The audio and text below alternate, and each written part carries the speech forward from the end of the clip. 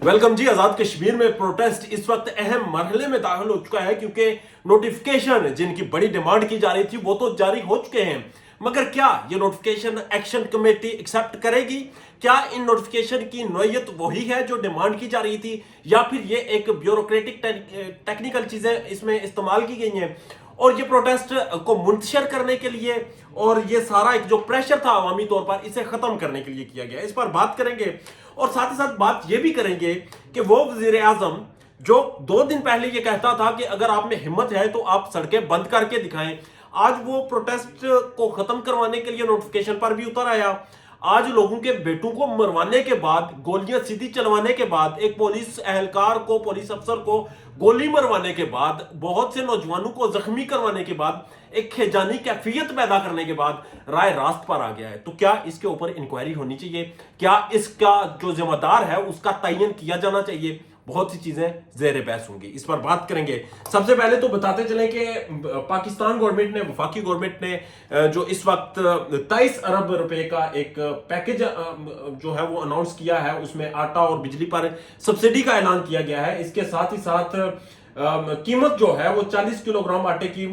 कीमत 3100 रुपया थी, जिसे 1100 रुपया की सब्सिडी दी गई और वो 2000 रुपया किया गया। इसके बाद अब मामला आता है जब बिजली के ऊपर, बिजली के बिलात के ऊपर और बिजली के बिलात की कीमतों के ऊपर, जो कि पैदावारी लागत की कीमतों के ऊपर डिमांड की जा रही थी और प्राइम मिनिस्टर आजाद कश्मीर वाजिद थे कि पैदावारी लागत ज्यादा है, हम बड़ा वो टेक्निकल चीजें करके लोगों को फंसाने की कोशिश कर रहे थे। अब उसके ऊपर जो उन्होंने अनाउंस किया है वो ये है कि जी हम देंगे बिजली एक से लेकर 100 यूनिट जो बिजली है वो हम देंगे आपको 3 रुपए की पर यूनिट। उसके बाद 100 से 300 यूनिट्स का जो रेट होगा वो 5 रुपए, 300 से अबव यूनिट्स का रेट 6 रुपए होगा। कमर्शियल जो यूनिट्स होंगी वो 1 से 300 के दरमियान जो यूनिट्स होंगी उसका रेट 10 रुपए और 300 से अबव का रेट 15 रुपए। रेट बहुत अच्छा है, नोटिफिकेशन लगता भी बहुत अच्छा है, मगर इस वक्त एक्शन कमेटी के कुछ जिम्मेदारान से बात हुई,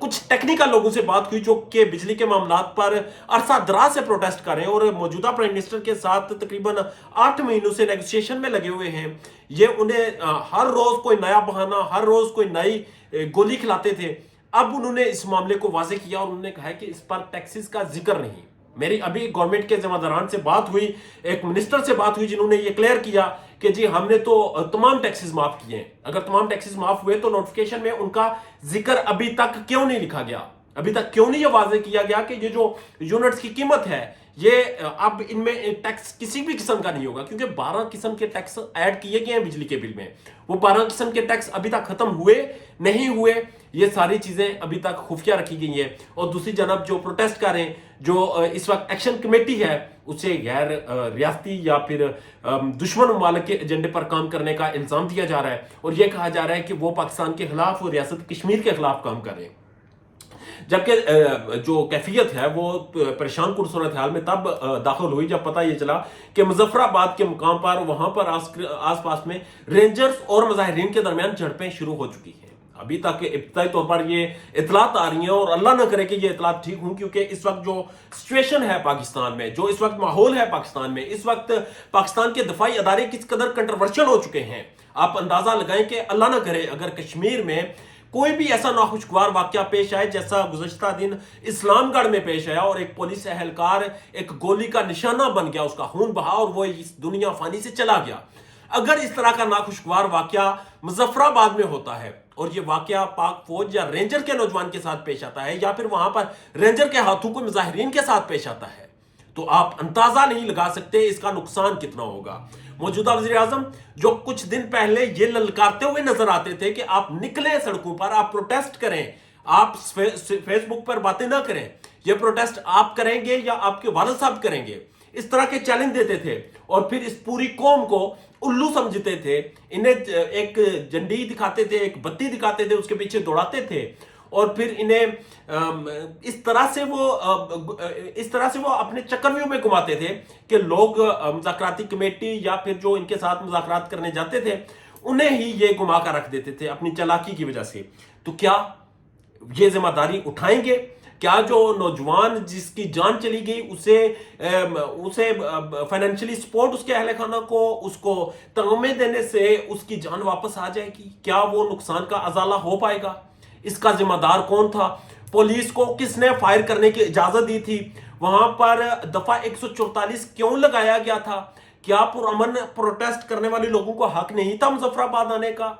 ان لوگوں کو روکنے کی کوشش، چادر اور چاردیواری کے تقدس کو پامال کرنے کی کوشش، وہاں پر لوگوں کو رات کے اندھیرے میں اٹھانے کی کوشش، اور پھر پروٹیسٹ میں لوگوں کے اوپر طاقت کا استعمال کرنے کی کوشش کر کے حالات جو کریٹ کیے گئے ہیں، یہ حالات اس وقت نہ تو ریاست کشمیر اس کی متحمل ہے اور نہ ہی پاکستان۔ اس طرح کے حالات کریٹ کرنے کے بعد وزیراعظم اگر بے شرمی سے یہ کہتے ہیں کہ جو لوگ میرے استعفے کی ڈیمانڈ کرتے ہیں اس طرح ان کی خواہشات پر معاملات نہیں چلتے، تو ایک نالائق ترین شخص کو یہ خیال ہونا چاہیے کہ جس طرح سے اس نے ریاست کے امن کو داؤ پر لگا دیا، جس طرح سے وہ برملا یہ کہتا ہے کہ میرے پیچھے اسٹیبلشمنٹ کھڑی ہے، سر فخر سے اٹھا کر یہ کہتا ہے کہ مجھے اسٹیبلشمنٹ سپورٹ کر رہی ہے، اسٹیبلشمنٹ کو سوچنا چاہیے یہ کس الو کے پٹھے کو آپ سپورٹ کر رہے ہیں، یہ کس شخص کو آپ نے کرسی پر بٹھا دیا جس نے اپنی ضد کی خاطر 2 دن بعد اگر یہ نوٹیفیکیشن کر رہا ہے، 2 دن بعد اگر ایکشن کمیٹی کے ساتھ یہ مذاکرات کر رہا ہے، 2 دن پہلے کر لیتا تو حالات کہاں پر ہوتے، حالات کتنے ہی سازگار ہو جاتے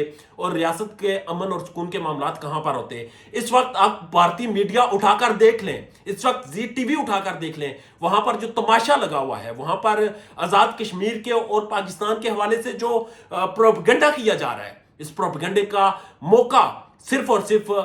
بھارت کو، دشمن عناصر کو، دشمن ایجنسیز کو ایک شخص نے دیا، اور وہ شخص اس وقت ریاست کی سب سے بڑی کرسی پر، سب سے معزز کرسی پر براجمان ہے، اور وہ اپنے استعفے سے اس وقت بھی اسے غیر سنجیدہ مطالبہ سمجھ رہا ہے۔ مجھے لگتا ہے کہ اس طرح کے معاملات جو ہیں اس پر ایک عوامی انکوائری کی ڈیمانڈ بنتی ہے، اور سول سوسائٹی کی طرف سے جو آوازیں اٹھائی جا رہی ہیں کہ نوٹیفیکیشن ہو جائے، ایکشن کمیٹی کے ساتھ معاملات طے پا جائیں، پروٹیسٹ ختم ہو جائے، ساری چیزیں بھی ختم ہو جائیں، تو بھی یہ جو فضا قائم کی گئی، یہ جو سچویشن بنائی گئی، اس کے اوپر وزیر اعظم آزاد کشمیر کے حوالے سے عوامی انکوائری ہونی چاہیے، ان کے ذمہ داران کا تعین کیا جانا چاہیے، جن جن لوگوں نے اس طرح کی فضا پیدا کی، چاہے وہ حکومتی ایوانوں میں بیٹھے ہوئے ہیں، چاہے وہ بیوروکریسی میں بیٹھے ہوئے ہیں، چاہے وہ سول میں ہیں، یا پھر وہ لوگ کچھ ایسے عناصر ہیں جو شرپسند ہیں، جو بھی لوگ ہیں ان کا تعین کیا جانا چاہیے، اور انہیں کٹہرے میں کھڑا کرنا چاہیے، اور انہیں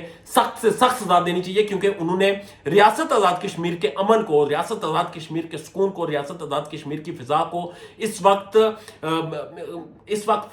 اس قدر خراب کیا ہے